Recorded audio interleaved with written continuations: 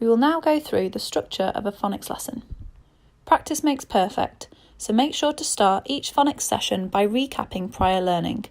This is particularly important as the graphemes that you have taught previously will need to be used in sentence work and blending and segmenting that you do with the children. After revisiting and reviewing prior learning, it will be time to introduce the children to a new grapheme. Make sure they hear the sound or phoneme that it makes, as well as giving them some words which contain that grapheme. The children will need to hear the sound and see the grapheme written down when you first introduce it to them. The children will then practice using the new grapheme, both blending words which contain the grapheme to read out loud, and segmenting words that contain that sound so that they can write down all the graphemes the word contains. Once individual words have been practiced, the lesson can then move on to the application stage. This will consist usually of sentence work. The higher the phonics phase, the more complex the sentences will be. Tricky words that are phase appropriate can also be incorporated into this part of the lesson. Hopefully you already have a few ideas from the lesson that you saw earlier. Here are a few more that you might find helpful. Roboting helps children to hear all of the phonemes in a word. It involves the children doing an action in the form of a robot dance to each of the sounds that they hear within a word. The actions help them to remember to properly sound out the word and also helps you as the teacher to see if all of the children have correctly identified the sounds, including any digraphs. For example, in the word boil, you should see and hear children sounding out b, oi, l, boil. Sound buttons can also help children to identify how many separate sounds are present in a word. You can see 3 different types of sound button in the word boil and make.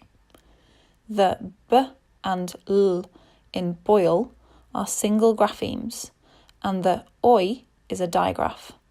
So the line is drawn underneath to remind the children that the 2 letters make one sound.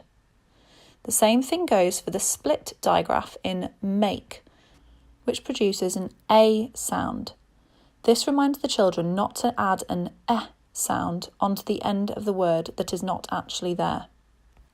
Sound buttons can be put into your PowerPoint or interactive whiteboard resources before the lesson, or can just as easily be drawn under a word that is displayed to the children on a whiteboard or flip chart. Games like Grapheme Bingo can be played without the use of any technology, and so are great if your phonics group is being taught away from the classroom or interactive whiteboard. Get the children to split their mini whiteboards into 4, 6 or 9 squares, depending on their level. Then simply fill each square with a grapheme. You can tell all the children to use the same ones, or give them a small or large selection depending on their skill level. All the children have to do is listen to you sounding out words and cross off the grapheme if they hear its sound. Playing a game like Countdown is a good way to get children to use the new grapheme in lots of different words. Give children a list of graphemes that you have covered so far and ask them to make as many words as they can from these sounds and the new grapheme from today. You can give children a timer and ask them to write down as many words as they can. You can use silly sentences for a quick true or false activity. Ask the children to read the sentence alone or in talk partners and tell you whether it's true or false by giving you a thumbs up or thumbs down. You can then ask children to correct the sentence. There are loads of really useful websites out there with online resources. A simple search on Google will bring up what you need. Some that we find particularly helpful are Phonics Play, with lots of simple games that can be tailored for each phase that you're working on. These games can be played as a class by asking children to take turns by coming up to the interactive whiteboard. Mr. Thorne has created lots of YouTube clips for each sound that can be used to check your pronunciation, as well as a fun activity for the class. Alpha Blocks is one of many children's television programmes that focuses on particular sounds each episode. There are many sound mats that can be downloaded for each phase. There is a visual representation of each phoneme that the children have learnt, much like the background image for this course. Pinterest is also full of creative ways to get children engaged with their phonics work. You can have a look at what other teachers might be doing with their classrooms for some inspiration. Here are some final steps for success before the last question section.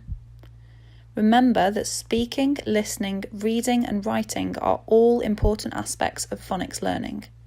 The structure of all phonics lessons should follow the review, teach, practice and apply sequence.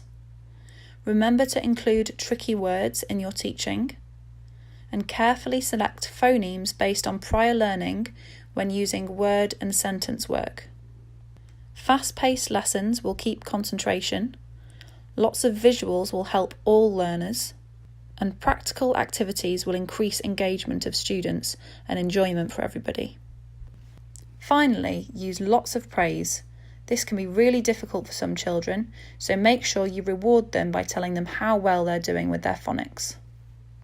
This is the final question section and includes evaluation questions. Please make sure you answer all of these and press submit at the end so that your answers can be submitted for assessment. Thank you for watching, and for more information on other courses from Prospero Teaching, simply visit the courses section of our website.